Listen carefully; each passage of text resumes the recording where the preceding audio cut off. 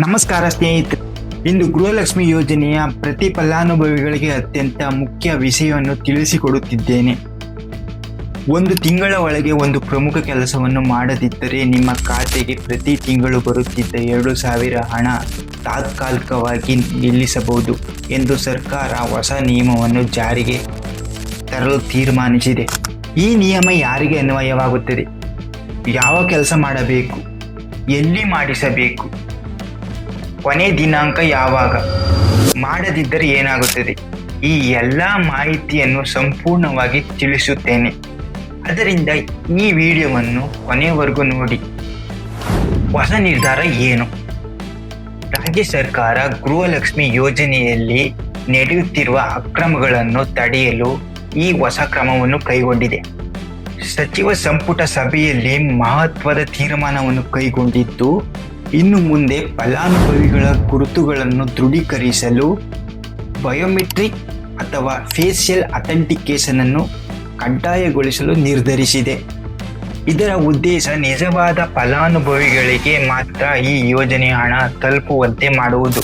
ಸರ್ಕಾರ ಈ ನಿರ್ಧಾರವನ್ನು ಯಾಕೆ ಕೈಗೊಂಡಿತ್ತು? ರಾಜ್ಯದಲ್ಲಿ ಸುಮಾರು 1.20 ಕೋಟಿಗೂ ಹೆಚ್ಚು ಮಹಿಳೆಯರು ಈ ಯೋಜನೆಯ ಪ್ರಯೋಜನ ಪಡೆಯುತ್ತಿದ್ದಾರೆ. ಆದರೆ ಕೆಲವು ಕಡೆಗಳಿಂದ ಮೃತಪಟ್ಟವರ ಹಾಗೂ ಅನರ್ಹ ಖಾತೆಗಳಿಗೆ ಹಣ ಜಮೆಯಾಗುತ್ತಿರುವ ದೂರುಗಳು ಬಂದಿವೆ. ಈ ಹಿನ್ನೆಲೆಯಲ್ಲಿ ಸರ್ಕಾರ ಪರಿಶೀಲನೆ ನಡೆಸಿತ್ತು. ಪ್ರಾಥಮಿಕ ಪರಿಶೀಲನೆಯಲ್ಲಿ ಸುಮಾರು 4.30 ಲಕ್ಷಕ್ಕೂ ಹೆಚ್ಚು ಫಲಾನುಭವಿಗಳ ಹೆಸರುಗಳನ್ನು ಪಟ್ಟಿಯಿಂದ ತೆಗೆದುಹಾಕಲಾಗಿದೆ ಎಂದು ಮಾಹಿತಿ ಬಂದಿದೆ.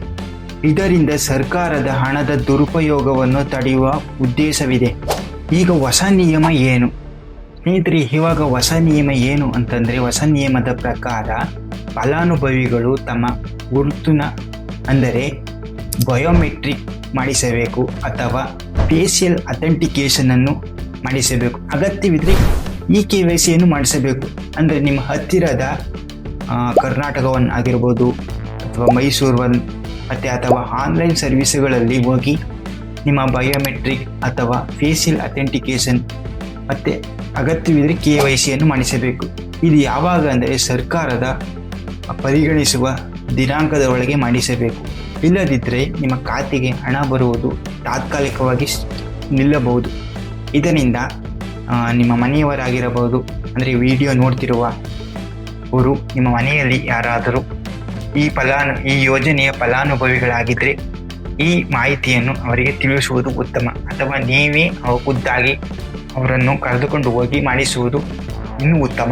ಒಂದು ತಿಂಗಳ ಒಳಗೆ ಮಾಡದಿದ್ದರೆ ಏನಾಗುತ್ತದೆ ಸ್ನೇಹಿತರೆ? ಈ ನಿಯಮದ ಪ್ರಕಾರ ಈ ಯೋಜನೆಯ ಫಲಾನುಭವಿಗಳು ಅಂದರೆ ಬಯೋಮೆಟ್ರಿಕ್ ಆಗಿರಬಹುದು ಅಥವಾ ಫೇಶಿಯಲ್ ಅಥೆಂಟಿಕೇಷನ್ ಆಗಿರಬಹುದು, ಇವುಗಳನ್ನು ಮಾಡದಿದ್ದರೆ ನಿಮಗೆ ಬರುತ್ತಿರುವ ಅಂದರೆ ಈ ಯೋಜನೆಯ 2,000 ರೂಪಾಯಿ ಹಣ ನಿಮ್ಮ ಖಾತೆಗೆ ಬರುತ್ತಿರುವುದು ತಾತ್ಕಾಲಿಕವಾಗಿ ತಡೆ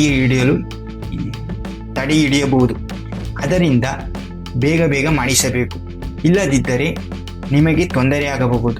ಏನು ಅಂತಂದರೆ, ನಿಮಗೆ 2,000 ರೂಪಾಯಿ ಹಣ ಈ ಯೋಜನೆಯಲ್ಲಿ ತಾತ್ಕಾಲಿಕವಾಗಿ ಅಂದರೆ ಪೂರ್ಣವಾಗಿ ಅಲ್ಲ, ತಾತ್ಕಾಲಿಕವಾಗಿ ತಡೆ ಹಿಡಿಯಲಾಗುತ್ತದೆ. ಈ ಅಂದರೆ ಬಯೋಮೆಟ್ರಿಕ್ ಅಥವಾ ಫೇಶಿಯಲ್ ಅಥೆಂಟಿಕೇಷನ್ ಮುಗಿದ ನಂತರ, ಪೂರ್ಣಗೊಂಡ ನಂತರ ಆ ಹಣವು ನಿಮ್ಮ ಖಾತೆಗೆ ಮರು ಜಮಾವಾಗುತ್ತದೆ. ಇದರಿಂದ ಟೆನ್ಷನ್ ಅಗತ್ಯವಿಲ್ಲ. ಅಂದರೆ ಫೇಶಿಯಲ್ ಮತ್ತು ಬಯೋಮೆಟ್ರಿಕ್ ಪೂರ್ಣಗೊಂಡ ನಂತರ ಅಥವಾ ದೃಢೀಕರಣಗೊಂಡ ನಂತರ ತಾತ್ಕಾಲಿಕವಾಗಿ ತಡೆ ಹಿಡಿದ 2,000 ಹಣ ಅಥವಾ ಉಳಿದ ಹಣವನ್ನು ನಿಮ್ಮ ಖಾತೆಗೆ ಮರುಜಮಾವನ್ನು ಮಾಡುತ್ತಾರೆ.